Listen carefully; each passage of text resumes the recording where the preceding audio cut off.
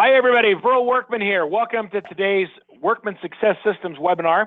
Today's topic is about how to become a true leader. I appreciate you being here. I'm excited that you're here. A couple of ground rules as we launch into the webinar today. First of all, I want to encourage you all to use your control panel. Both Cleve Gaddis and myself, who's our guest today, will be happy to answer questions, deal with any concerns that you have. We want to really make this a valuable event for you. This is going to be more conversational and less of a canned presentation, as I talk to one of the great leaders in our industry.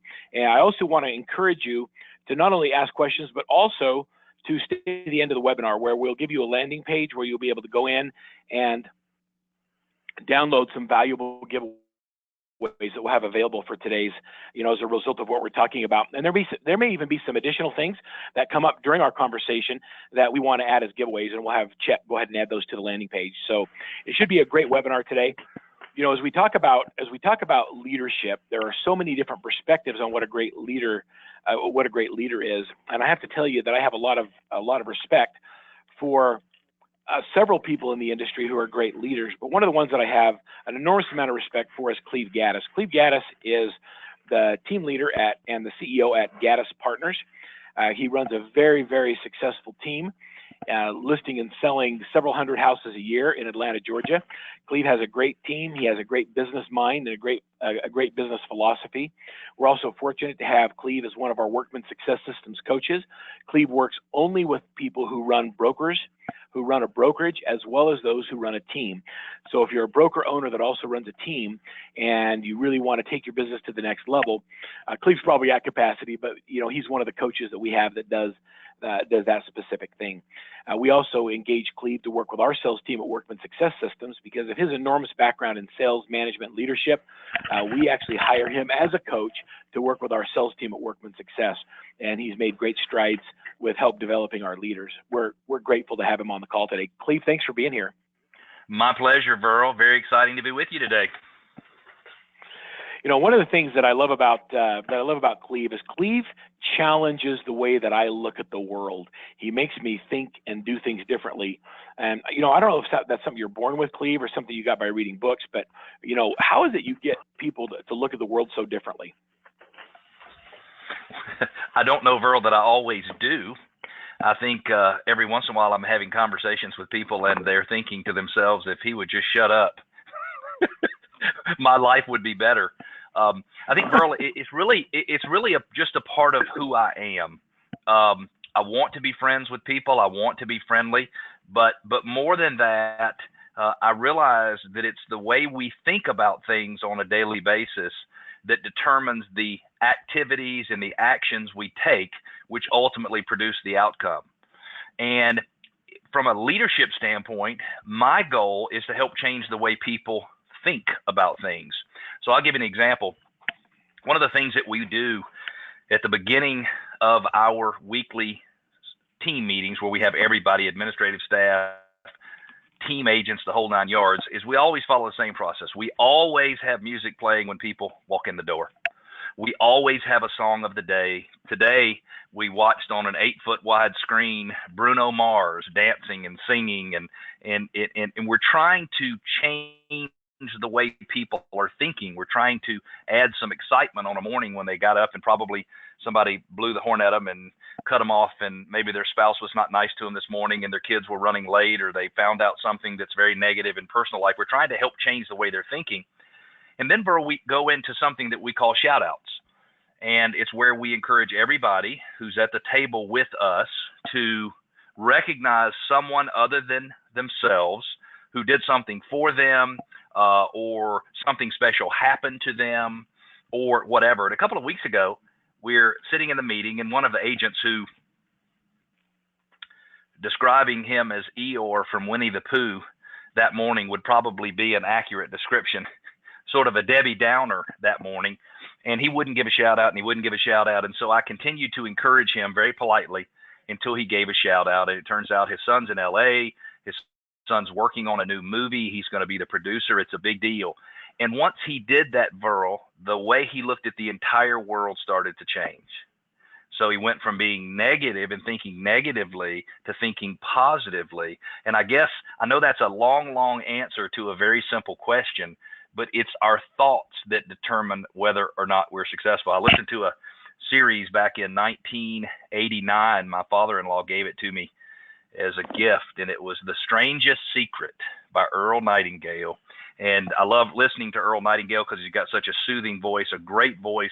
And it basically says we all become what we think about most of the time. And that's really true in all aspects of our life. We become what we think about most of the time. So if we can change the way somebody thinks, maybe we can change who they become in the end.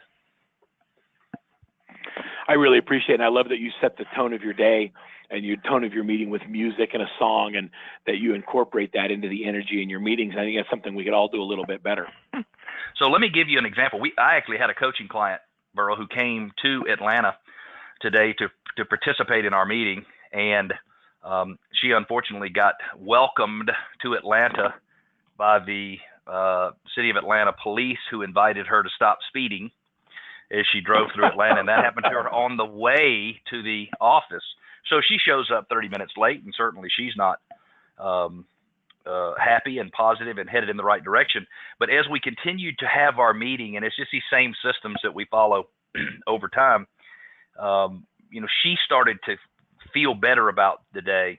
We've been talking recently about a book called The Oz Principle, and I think, Burl, you might have been the one. In fact, you were the one who introduced me to that book. And it talks about thinking above the line or thinking below the line.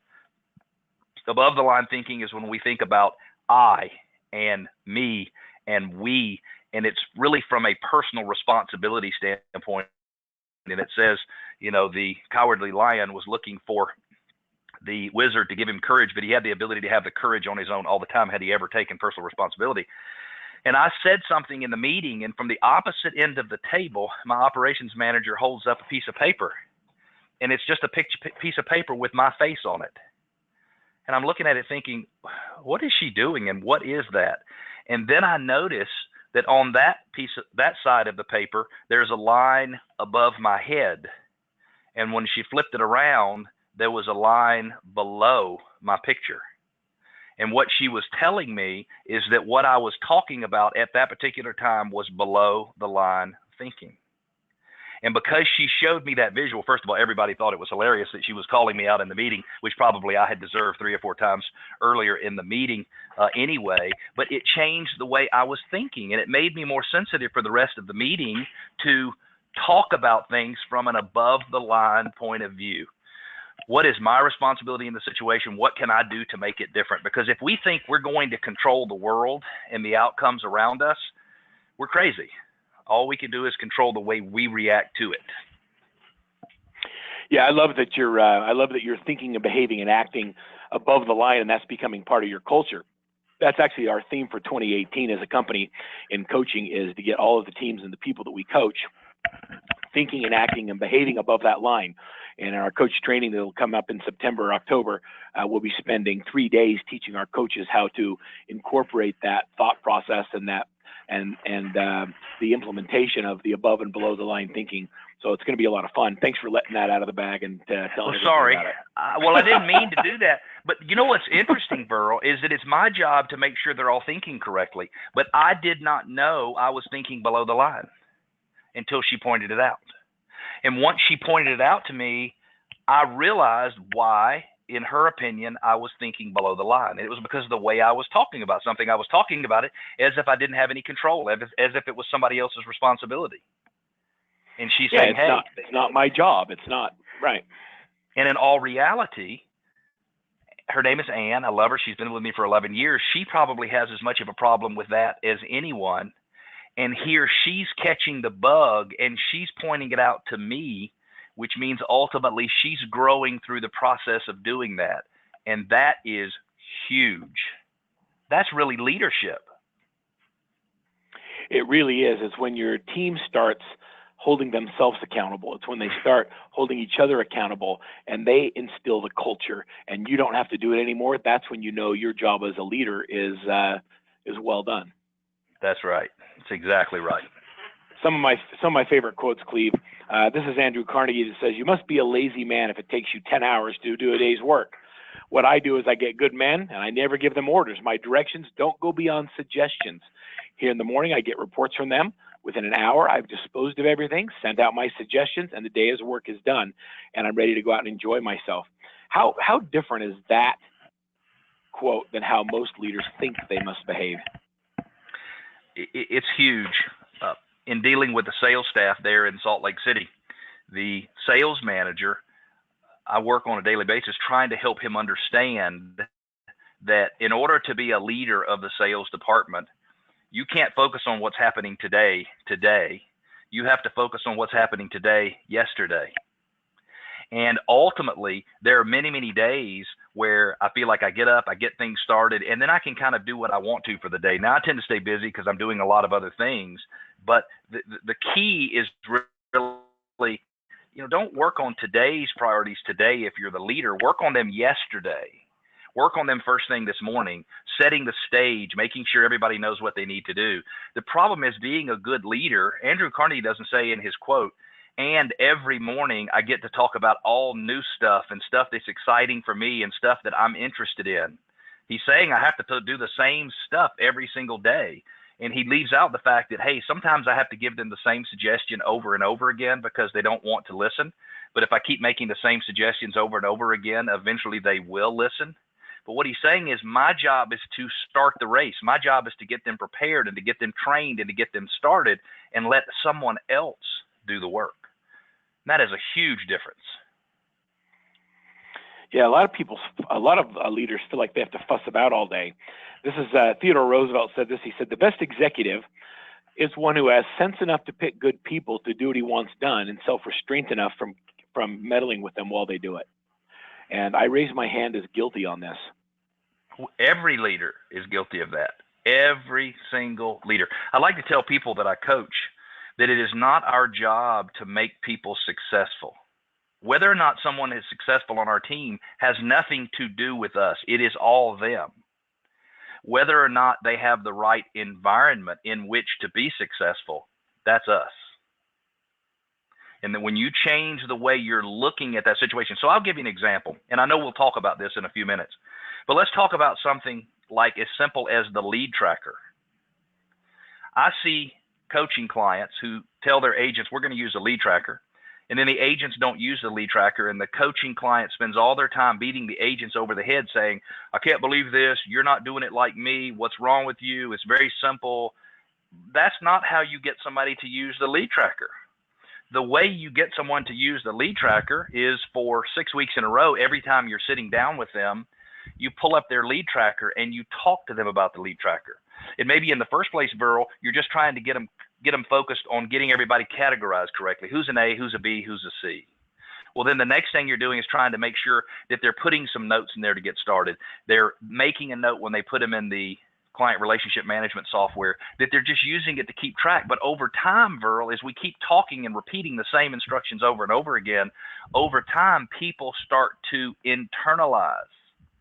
And then they think they can't move forward until their lead tracker is up to date, which is really what we wanted them to think in the first place. And so many leaders, our behavior in the way we manage people is counterproductive. So I've had conversations with people that I worked for as a sales manager, meaning they were my manager. And when they talked about tracking, I thought to myself, I wonder if I can take this piece of paper and fold it up and shove it up your nose. That's what would make me happy. And I wasn't verbalize that. No, I actually, maybe once I did, and it's amazing how quickly you don't have a job with that company when you do that. But there was nothing constructive about it. It was, it was all about them, and it was about me doing my job for how it benefited them.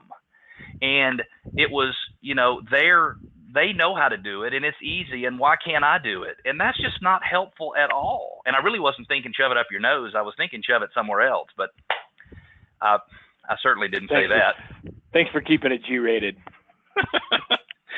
And here's somebody whose job is to help me understand that I need to be accountable, that I need to deliver results. And what they were doing was having the exact opposite effect. If they had said to me, Here's the standard we're trying to set. Can you review with me how you're performing based on that standard and let me review? They would have gotten a whole different outcome, an entirely different outcome. You sent me this quote from Art Williams, which I've thought a lot about since you sent it over.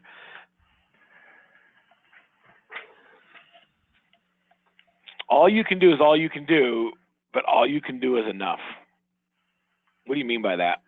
Well, that's actually a book that was written by A.L. Williams, who was the founder of A.L. Williams Insurance that actually today is Primerica. So it started as a big direct sales, multi-level marketing insurance company.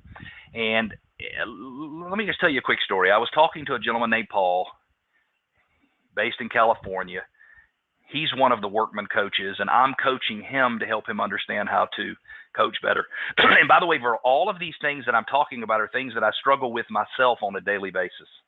So if anybody's listening and they're like, oh my gosh, if I could look at the world that way, everything would be fine. No, if you looked at the world like me, you'd have a bunch of other crazy stuff going on too.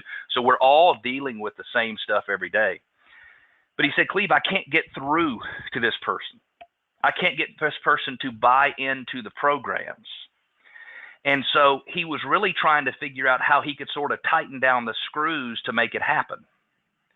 And I just reminded him, look, you can help her find her motivation to do it, but you cannot motivate her.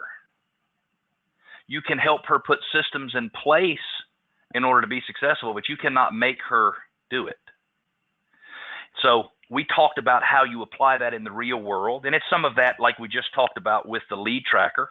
You know, you don't have to yell at them because it's not done correctly. Pull it up and keep talking about it. And eventually they'll either tell you to stop talking about it or they'll start doing things differently. And he had his next coaching call with her. And so then he and I had our next call, and he was so excited, Verl. His energy was so high. Cleve, you're not going to believe this call. You know, I talked to this person, and here's what happened, and here's what she said, and boy, it really made a difference, and all of this kind of stuff. And he was so excited. And I said, Paul, before we close, I've just got one question for you. And when I ask you the question, I'm afraid it's going to let all the air out of your balloon. But it's because I need you to think about something that's very, very important. And the question for him was, Paul, how many more times are you going to have to talk to her about the same thing until she gets it?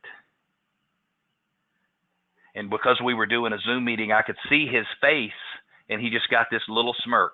And he understood what I was trying to say. And what I was trying to say is, just because you think they got it today does not mean you're not going to have the same conversation over and over again. And what he said basically is, I'm going to keep talking about it until she gets it. And that's the right answer. Yeah, 1,000 is the right answer. I mean, you never stop reminding and building and helping people until they don't have to think about it anymore. It has to be unconscious. And then you might have to give them a brush up, 6 months from now or a year from now. The problem is we think, hey, I'm going to tell somebody this, and they're going to take the ball and run, and we're never going to have to talk to them again. That is not the way life works. Verl, have you had any conversations with any of your kids lately where you gave them a great suggestion, something that was very practical for life, that was going to keep them safe, that was going to make other people love them instead of hating them or make them healthy or whatever, and your kid totally ignored you? My kids? No, they listen and do everything I say. If I suggest it, they just do it. We have a perfect level of execution of suggestions from their parent. So in all reality, the truth is your kids are just like everybody else's. And right. You love them and you want them to do well. So you tell them something, they don't do it. And you don't just say, oh, well, I tried. Jake must be too stupid to figure it out. I'm not going to tell him again. But we do that with people who work in our organizations all the time. I told him they're not doing it, so therefore I'm done. With Jake, you will tell that boy what he needs to hear until the day you leave this earth. You will never stop telling him. But you want to hear my latest Jake message? Here's my latest Jake message, Cleve, since you brought him up.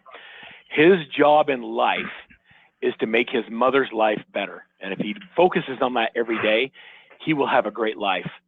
But if he makes her life difficult by not doing the things that he's supposed to do, by not doing homework, by not doing his chores, if he makes her life difficult, then his life is difficult. That's a message that we reinforce daily. And what a simple message. Jake, your satisfaction, your happiness, your ability to have freedom is going to be based on what your mother thinks about the way you're treating her and handling your activities, that is an accountability system that is easy to understand, and it's not the last time you're going to have to talk to him about it. Every single day, and at least twice on the weekends, you'll have to have the same conversation. And then eventually he'll get that what you're saying is that you're teaching him behaviors and dealing with his mother and his responsibilities that are ultimately designed to help him in life, not just at home. Right. You know, as a teenager, your focus is how do you make your own life better. But in life, if you learn how to make other people's life better, that's when you really start enjoying your own. Right. So how does a leader think and plan and function in a day? And this is an example of our perfect week. Talk about how you utilize this tool as a leader in your own business or with your clients. So I'm going to speak very frankly with you about my perfect week. And if that was my perfect week, I would quit today, and this would be the last day I would ever come to work.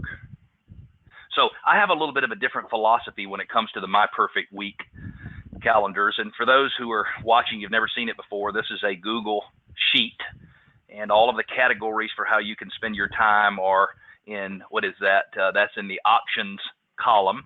And it's designed to help our coaching clients and my staff, for example, learn to put the big rocks in first, get the important things in first. And so I only use My Perfect Week for my very important items. So my calls to my past clients and sphere, my meeting with my agents, my accountability meetings, the times that I plan to go on listing appointments, the times that I'm getting ready for a radio show or to write an article or something like that, I put the big rocks in first. So I like a lot of white space on my perfect week because I don't want to feel too limited by the world. I know a lot of times as leaders, we start to feel overwhelmed when we start putting everything on our calendar. And I encourage people just to put the important stuff on the calendar, and be able to have a little 30 minutes here or there, an hour here or there to cheat the system just a little bit. But it's really designed, Verl, so when I get up in the morning, I know, look, there might be 20 things that I need to get done today. But in all reality, if I get these 3 things done, I'm moving my business in the right direction. And very rarely are those the 3 things, Verl, that I'm most excited about doing. Generally, those 3 things are the ones I'm like, oh, crap, I got to do that again, or the same conversation, or that's just fantastic. I've got to call people for an hour and get rejected or whatever it is. It's typically the things that we don't want to do that are the biggest rocks that need to go in first. Yeah, so to kind of tie this together, what everybody's looking here is this is basically a time blocker. And at the beginning of your month, you should intentionally decide when you're going to do certain things. And then when an activity comes up in your day, you plug it into your schedule when you've allotted time for that, whether it's showing houses or going on listing appointments or doing your daily huddles or doing your role plays, putting the things that are important, your big rocks. Cleve, you use it correctly. When you say what I do is I put my big rocks in first, are the things that are most important to me. I schedule those in my perfect week first, and they become non-negotiables. And then when something comes up, you already have a non-negotiable in there. You schedule around it. What the perfect week is designed to do is to get you to think strategically about your week instead of being a Pop-Tart realtor, as Julie Timms would say. And that means anybody calls, you pop up out of your chair and you go do with whatever is making the most noise instead of what's the most important thing. And then when you combine that with this simple tool, providing my slides actually advance, tell me how they work together and how you utilize that with your team. This is the Daily Success Habits Tracker. So in order for an agent to be able to move forward, they really need to be able to have a way to judge whether or not they were successful today at the end of the day today. And so I believe, Burl, that this was a tool that was originally created by Ashton Gustafson. Am I saying that correctly? Yeah, he had I saw Ashton at a conference. He and I both spoke at a conference, and what was brilliant about Ashton's program is he had this thing called 60 Points of Rhythm, where it basically was, hey, there's, I want to get points for doing the most important things in my day. And we took that 60 Points of Rhythm and we adapted it and changed it to track things at a little bit higher level. So instead of just tracking your sales and your GCI, we begin tracking the activities that generate the sales and the income. And by tracking the right things as leaders, we found that we were able to get our people to perform, and even our own personal production to perform at a higher level. Yes. So we try to make sure that our agents are measuring their success based on the number of points they have. And I wish that everybody got 61 points every day. In all reality, some days they get 20 points and some days they get 60 points. But the way this tool starts to be beneficial is, let's say you have an agent who's judging their success using the daily success habit sheets, and we have a PDF form, plus we have a sort of an online Google version that somebody can go in and actually just update their points on a daily basis. And let's say they're consistently getting 20 points a day, and their goal is to put 2 new buyer clients under contract every single month, and they're not doing that. Well, you can take the fact that they're not putting the right number of buyers under contract, and you can bring it all back to the number of points they're getting on a daily basis. So, Verl, if you got 20 points every single day and you put 1 buyer under contract a month instead of 2, then we could assume that if we could get you from 20 points to 40 points, that you would go from 1 buyer under contract a month to 2. Would that make sense? Absolutely. So then the key is, let's you and I sit down together and let's look at this form and let's decide how we can get our points. I was talking to a buyer's agent who works for a brokerage on Long Island yesterday, and she's like, well, sometimes I can't get my points in terms of text messages and emails, and I don't understand the concept of not being able to get 60 points if you sent 60 emails, because in today's world I can send 60 emails with the touch of a button with a good CRM. And so it's really cool. So that helped her understand, well, oh my gosh, so like if some days if I needed 12 more points, then I could send a mass email with information that would be interesting and informative to those 12 people, and I could send them all together. And so they happen to be using Top Producer. So that created her to say, well, how do I find all the people that are bees? How do I find the people that are bees that are 3 months into their plan versus the people that are bees that are 1 month into the plan? So because she was internalizing the need for points, she was open to me explaining to her how to open up her contact management system, how to pull them up by category, and how to send an email to those 12 all at one time. And that is a great situation for a leader to be in, where you've got somebody that's pushing you to give them the tools so they can get their 61 points. Yeah, so I love the whole concept, and I love you saying that you do that. As long as you're prospecting, as long as it's a prospecting email, as long as it's designed to generate revenue. Remember, the points are always designed to do money-making activities. And then what I like to do is I like to go back and when this is filled out correctly in the activity tracker, what they did in 30-minute increments becomes just huge, because I'm able to see what they actually worked on versus what they intended to work on with their perfect week. And so in a daily huddle, you'll be able to, as a leader, sit down and say, all right, what did you plan to do? What did you actually do? And what did you do instead? And how do we need to go back and change your perfect week so it's more consistent with what you're actually able to get going in a day? What kind of depth have you gone in with your clients in working those 2 sheets together to get clarity on what actually is getting done and how much time they spend doing fake work? Verl, I have some people that I've been coaching going on 3 years now, and we still use those basic tools. And by the way, very interesting that you mentioned just a second ago that they have to be legit, real prospecting emails, meaning you can't just send a mass email, hey, how you doing, just checking in. And so I said to them, okay, what are some significant changes that are taking place that you could communicate to everyone? And there's evidently making some changes with the way liens show up on credit reports or judgments in New York. And then they mentioned the fact that the debt-to-income ratio is being raised, the limit is being raised by Fannie Mae. I think it's on July 25th or 26th, going from 45% to 50%.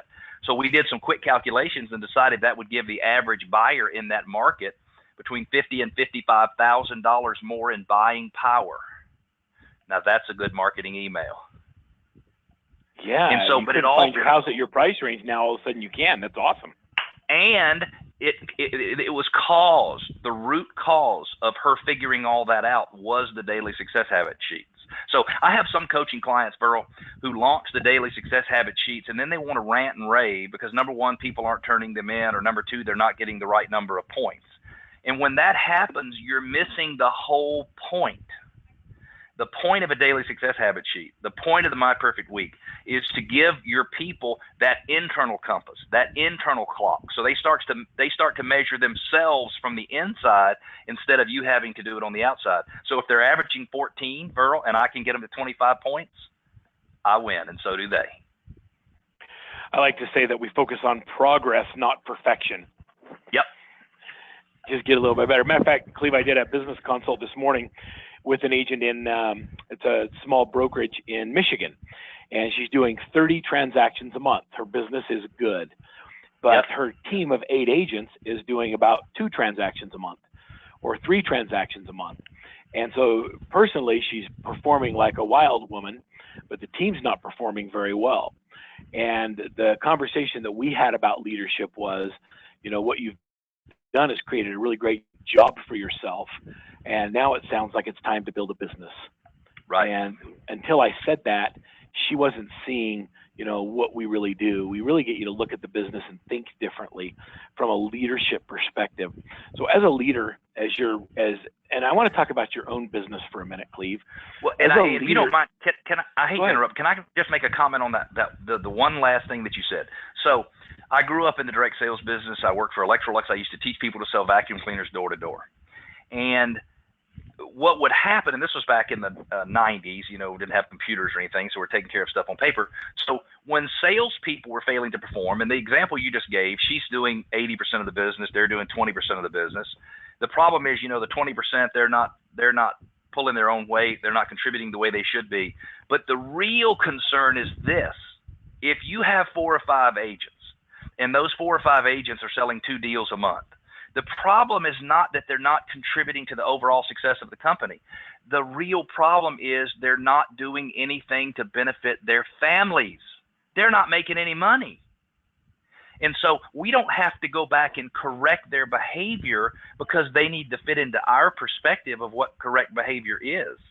We need to correct their behavior because they flipping need it. They got kids who want to go to college. They typically want to eat every single day. The mortgage company wants their check every single month. The car needs gas every time it runs out of gas. And 2 sales a month from 5 or 6 or 7 agents, nobody's making any money. And so you got to keep your reasons for trying to motivate people pure.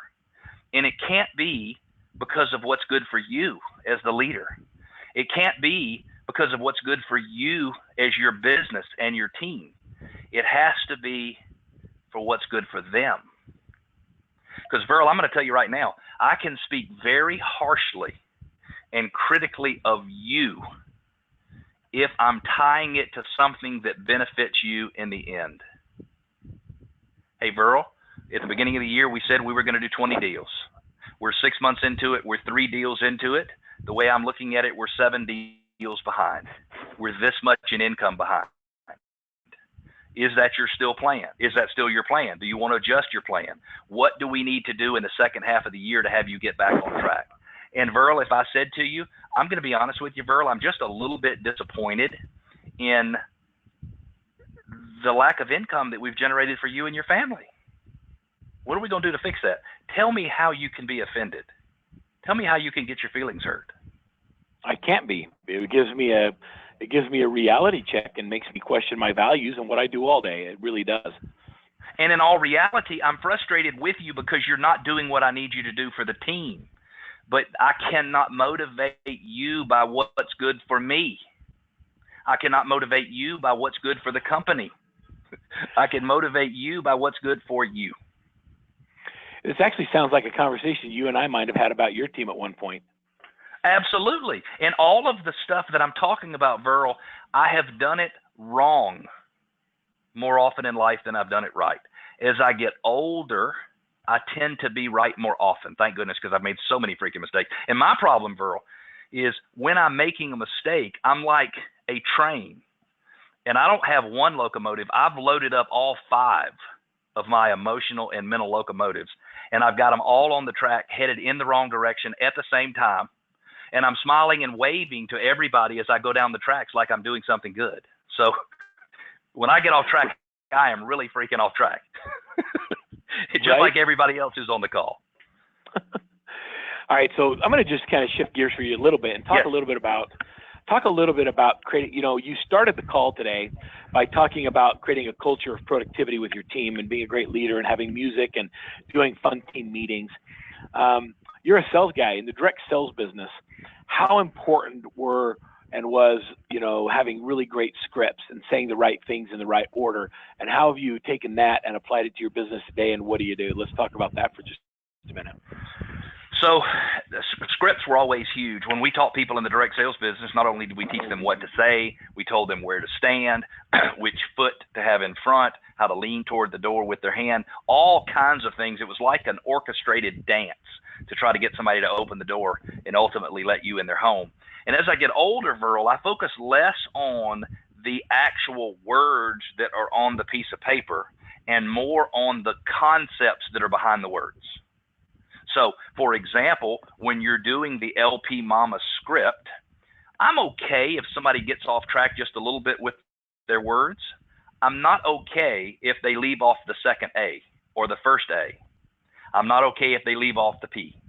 So we're trying to get location, price, motivation, agency, mortgage, appointment. And we want people to internalize that, and we want them to not have to think about what they're going to say next. They might think about, okay, L, now P, hey, is this home is listed at $350,000? Is that the price range you're looking for? No, well, maybe $375 or $325. I want them to understand the concepts. So like today in our meeting, Verl, we role played the apology script. And the apology script, and I know I'm going a little off topic here, but hopefully it's helpful, says, when we were working together, I had best intentions for keeping up with you. I really enjoyed the time we spent together. Unfortunately, it's been 3 years since we closed our transaction together, and I have fallen short of what I planned to do. And I just wanted you to know that I apologize, and I'm going to try to look in on you a little bit more often. And then when you're finished, we said, okay, now you go into the Ford script. Ford script, family, occupation, recreation, dreams. So I'm a lot more about helping them understand the concepts behind those. We practice LP Mama every single Wednesday. We role play it twice, back and forth. My people understand it. They know what's there, but we're never going to stop role playing it because they always need the help. And we're going to do a call night. We do a call night the third Thursday. We call it Dialing for Dollars. Everybody comes in from 6 to 8 p.m. We have some sandwiches or pizza. I've seen a couple of beers in there, but never enough to cause a problem for somebody to get on the telephone, but certainly enough to make people show up for Dialing for Dollars. And we have a blast. And we role play, and we're trying new things, and we come up with a big board at the end of the night, and we're showing how many appointments we set and what the potential business is on all of those appointments. And it just gets people moving in the right direction, Burl. And they're not doing exactly what the script says. But if they're doing 70% of it after we teach them, that's a huge improvement, because before we taught them, they were doing none of it. What's interesting is you keep going back to no one does it all, and it's okay as long as they're making progress. What do you do with the agent that doesn't, I'm an independent contractor. You can't make me come in for a daily huddle. You can't make me role play, or you can't make me come to call night. Then we would help them find another team that they are better suited for. So in my agreement so I'm an independent contractor of the broker, and they're an independent contractor of the broker. We have a separate agreement that says what they're agreeing to do in order to keep a stream of leads coming from me. And if you want the stream of leads to come from me, or you want to be able to have access to my staff, my lead generation system, to my problem-solving skills whenever something happens, then it's really not an option. Well, starting early this year, I decided that I needed to add one more layer of training for my newer agents, that I really wasn't able to give them enough attention. So I decided that we would do an hour with Cleve, which actually lasts an hour and a half, every Friday morning. So from 9 until 10:30, we have training on Friday mornings. And it's just me and the buyer's agents, nobody else, no administrative staff, no inside sales associates, nobody. First few weeks, they didn't love that training. Now, Verl, you can't beat them off with a stick. It's their favorite training of the week. My job was to create the structure. My job was to set up the system. I liken it to putting the train tracks down on the ground and then putting them on the train tracks. And so they get very disappointed when they miss a Friday meeting. And in most teams, you get people that are whining and complaining, and they don't like to come to meetings, and they don't want to be involved. And it's because you're not creating the right system. You're not creating the right environment in which they can be successful. One of my agents had to miss last Friday's training. And last Friday, I think I told you this, bro, but we did an off-site meeting. I went, I don't show properties a lot, and I went and showed a condo down in Buckhead in Atlanta last week. And the listing agent was there, and he demonstrated the property. And I found myself walking from one room to the other going, really? You're kidding. That's awesome. Man, that is a big difference. They raised those shelves 6 inches, and look what a difference it made. That's 130 years old? Oh, my gosh. You think General so-and-so brought it to Atlanta? Oh, my God. If he had stopped the story in the middle of the story, I would have told everybody to shut up and said, you need to finish this story. It was like I was watching a TV program. And it dawned on me that maybe my agents, when they're showing properties, don't do all they should. So we just met at a property, and I had one of my buyer's agents demonstrate each one of the rooms as we went through the house. It was awesome. It was awesome. And one of my agents who was not able to attend, he was so angry that we did that on the only day that he's missed. That is such a different culture than, it's so funny because other people that I have, and these are people that I coach, Cleve, so I know the response we get. Their agents are like, I don't like coming into meetings. It's too far to drive. I've got to deal with my kids. I've got 1,000 excuses as to why agents don't want to come into team meetings. Is it more the leader or is it more the agent? It's only the leader. It's never the agent. Everybody wants to be successful. The lady who was visiting me this morning, one of the top producers in a very, very well-known real estate brand in her region. We've been carrying on now this girl, she'll do $1 million in GCI this year on her own, 2 assistants. We've been talking for 15 minutes in my office after the meeting was over. She's like, oh my God, I've never seen anything like that. How do you get these people to do it? Well, it's amazing. You do the same thing for 3 years and the people start to eventually do what you want them to do. But 3 times in the first 15 minutes, she said, that's not the way it works here. Then we talk about something else. She said, oh no, you could never do that in my market. And then her daughter's sitting next to her, and her daughter and I started to look at each other and roll our eyes. I'm like, you freaking kidding. You might not want to do it in your market. You might not believe it's possible, but that doesn't mean it won't work. Well, we can't do huddles. Of course you can do huddles. I do a Monday morning huddle for every single one of my staff members. They start at 9:15. They end at 9:30. It's get the business out of the way. It's the Andrew Carnegie thing. Here are the things that are important that we need to get done over the week. Nobody misses those calls. They don't complain. They're excited on the calls. If your people don't like the environment, then look at the person who's responsible for creating the environment. Well, that's not easy because that means I have to look at myself. But in all reality, it's true. So listen, we might as well admit all of our flaws. So I had a great, and I know we're going totally off topic, and hopefully this is helpful. I bought one of the largest brokerage businesses in Georgia in 2006. So you can tell by that explanation that I'm extremely intelligent, and I was able to time the market perfectly because I was almost flat broke by 2009. And as part of this purchase, the person I was buying the business from required me to go to an industrial psychologist, not go take DISC testing, go to an industrial psychologist to help give her an understanding of whether or not I could be successful running her business. The heading on the analysis of my personality said this, in all capital letters. It said, recommend with reservations.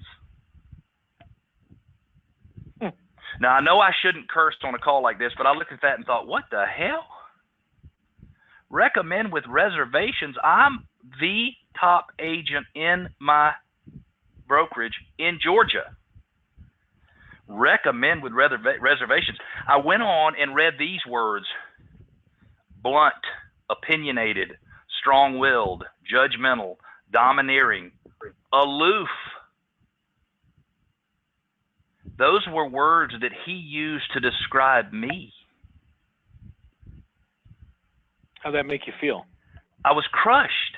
I was crushed. He said in the report, he said, Cleve is an introvert. I'm like, maybe he met with somebody else. I've never met anybody that I didn't want to talk to. In fact, maybe I should give him a review, and I should put not recommend at all because he doesn't pay attention. But I took it home, Burl, and I showed it to my wife. And she said, yep, that's true too. Oh, that's a big one. Well, that's true too. Yep. And I said, what about being an introvert? She said, you're absolutely an introvert. I said, how can I be an introvert? I spend all day, every day talking to people. She said, because your favorite default position is to be by yourself. So once you get finished and you want to recharge, you don't recharge in a group setting. You need to be by yourself. And Verl, that was 2006. That was a long time ago, but it started me along the process of understanding that what in business are my biggest strengths. So someone who is a little bit aloof tends to be a fabulous negotiator because people have a hard time reading them. Somebody who is blunt tends to be very good at getting stuff done. But what I realized is that the things about me that made me the most successful were also in almost every single scenario part of my Achilles heel. And that is a huge thing to understand. And I had to be willing to let other people judge me without it hurting my feelings.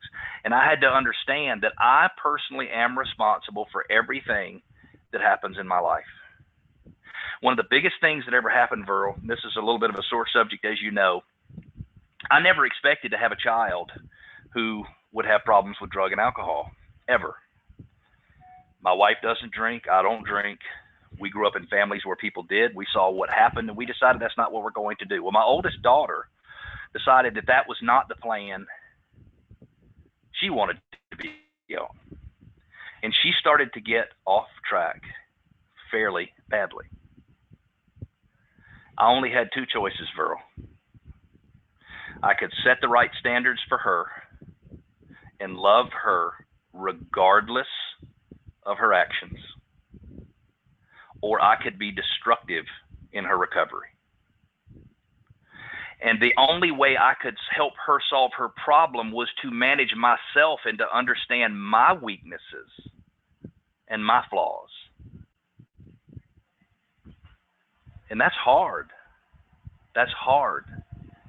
But all we can do, Verl, is learn how to control ourselves. And I'll tell you that the end result 2 years later is very, very good. But I had to learn that, look, I've got a hand in this. I've got flaws. I caused some of these problems. And to learn to put my own personality in my pocket and love my daughter regardless of what was going on was huge. And it's something I will never, ever, ever forget, ever. You know, as we have this discussion today about leadership, there's a few key points that have really kind of stood out to me. And let me review a couple of those. One is our market's really different. I love it when you have a client that says that. I mean, what's the truth about that? They're all the same. Yes, there might be little differences, but the same things that work in Atlanta work everywhere. The next one is that you create a culture of productivity. You make it fun to come in and you're prepared for your meetings so they want to be there. I think that's huge. The other thing is, and this is probably the biggest thing, is where you look for results instead of looking externally. Everything I've heard you say today is you look internally. You look at yourself. You look at what you can do different. You take personal responsibility to behave not just above the line, but to make sure that you're doing the things and emulating the success you want your people to see and do. It's what can I do differently, not what do they have to do differently. It's not looking to place blame. It's looking to take responsibility. That's a hard leadership. That's a hard leadership lesson to teach. I've had two really exceptionally good bosses in my life. The first was a guy named Richard Baer, who I worked for when I was 15 years old. I showed up for work. They sprayed and fertilized trees and shrubs like a True Green or a Chemlon or something like that. And I just worked hard. He met me because he was doing some work at my mother's house. And he said, our goal is to have a truck do $1,000 worth of revenue a day. And if you can do that, I'll pay you X number of dollars. As the assistant, I pulled the hoses around. And about 4 or 5 days later, he said, hey, I'm going to give you your own truck. Now, the one problem is I was 15 years old, so I didn't have a driver's license.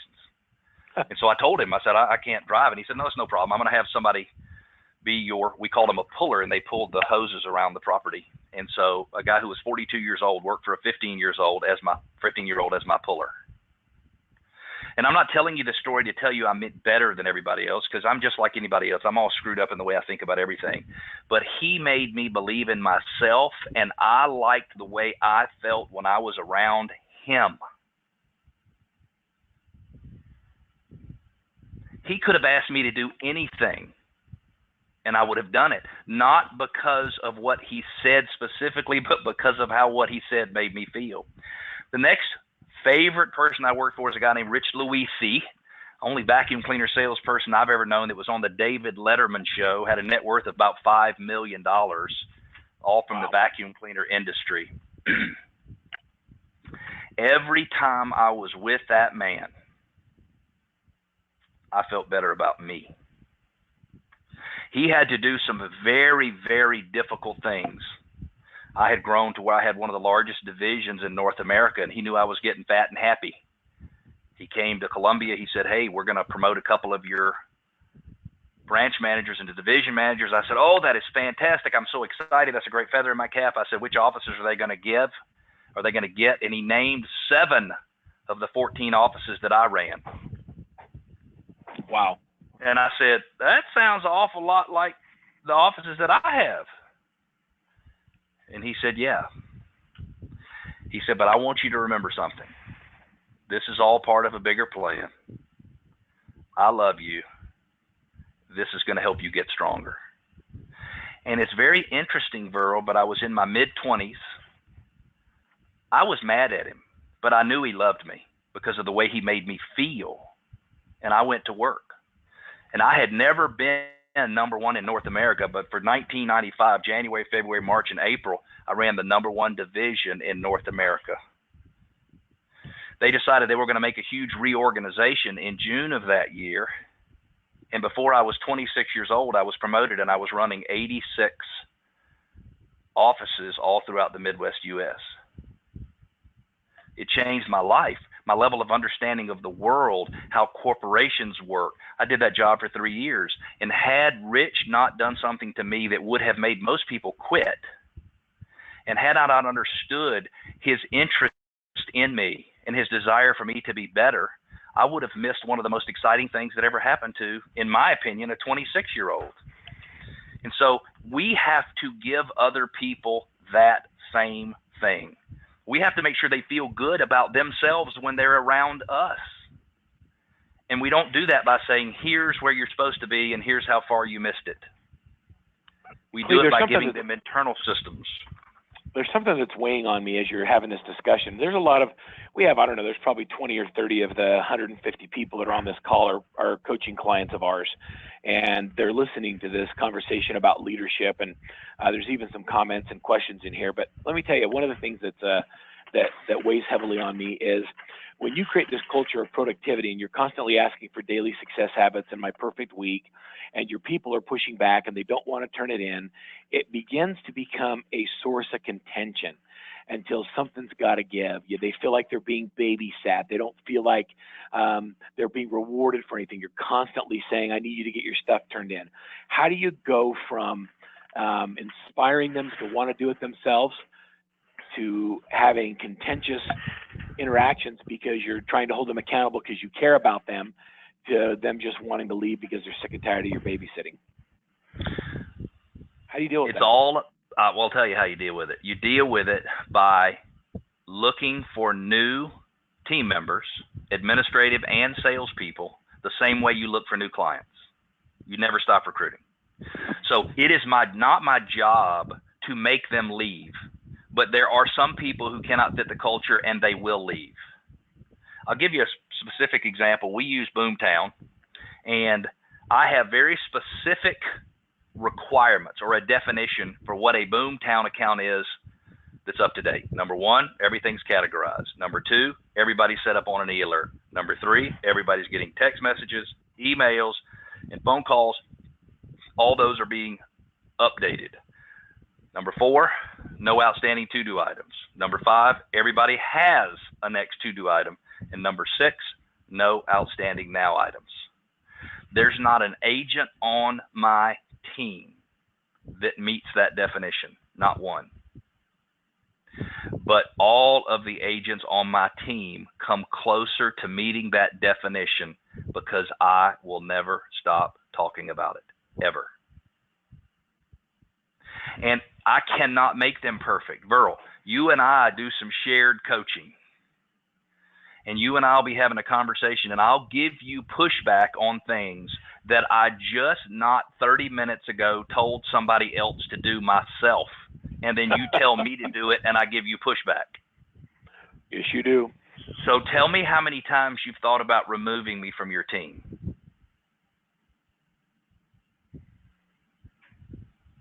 I've never had that thought. But you still, and if I did the same thing next week, you would tell me the same thing again. Now, right. I know it sounds like I'm painting a panacea, a perfect world. You can't get in these fights with people about you're going to do, and if you don't do, you're going to go, and all this kind of stuff. Those who will, those who won't. All you can do is create the right environment. Now, I will tell you, I'm not going to beat somebody up over not completing the daily success habits every day. But here's what I am going to do. If they're not producing, then I'm going to be reviewing the number of points they're getting on a daily basis, because it's what I'm doing to help them solve their problem, and it's my best tool. Does that make sense, Verl?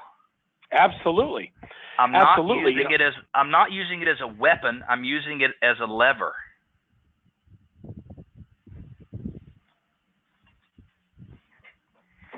Yeah, that's such a huge perception change.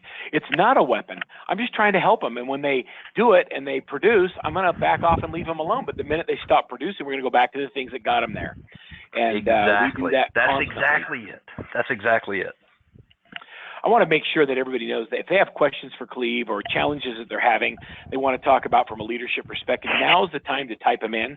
A couple of things that I want everybody to know you're going to get. One is that we're going to provide for you. Let me give you this sheet right here. If you go to workmansuccess.com/true leader, we will give you the opportunity to sign up for a free business consultation with our sales team. That's where we talk to you about, hey, where you are in your business, whether or not we can help you, and see if there's a coaching fit where it makes sense for us to work together in a coaching relationship. We're not a hard sales company. We don't talk people into coaching with us, but it might be time if you're on the fence or you're thinking about it. This is a little bit of an example of how we think and how we teach our coaches to think and the type of leadership you get. The second thing we're going to give you is we're going to give you a copy of the Daily Success Habits Tracker, and we're going to give you a link to your own perfect week scheduler that you can edit and use in your Google Drive, as well as the LP Mama Magic Ship. So we're going to give that to everybody, and I encourage you to sign up for a business consult if you haven't done that yet. I appreciate everybody's enthusiasm today. There's a question here that says, why 61 points why 61 instead of 112? Any thoughts on that, Cleve? Because 61 is bigger than 59. I mean, it's really the number itself is not important. I think it all came from Ashton and the fact that he felt like that's where his level of activity needed to be in order to produce at the level he was wanting to produce, which was $300,000 or $500,000 a year. So I think it sort of happened by accident. And so many people get focused on the numbers, got to be 61 points. No, it just needs to be more points than it was yesterday. And I know that sounds so simplistic. That's what you're looking for. Right. And Ashton's was 60 points, and I added one, and we changed some of the activities. And the one that I added was do one more thing one more time. When you're done making your calls, when you're done prospecting, when you're done sending your emails, make one more call. Do one more thing. Do that one extra step.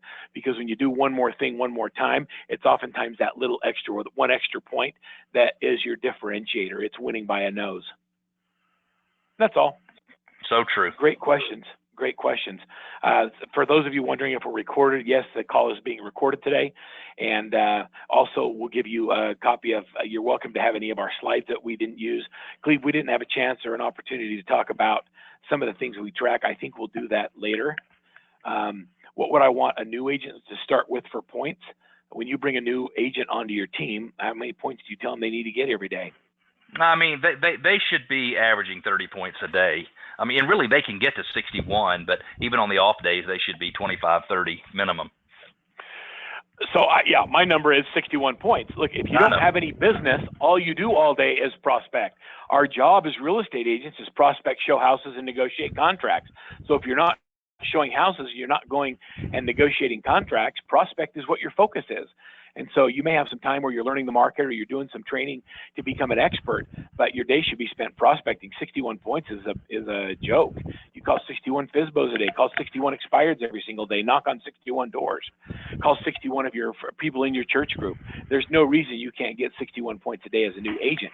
Set the goal as a 61 is your minimum level of acceptable performance, and then blow it away.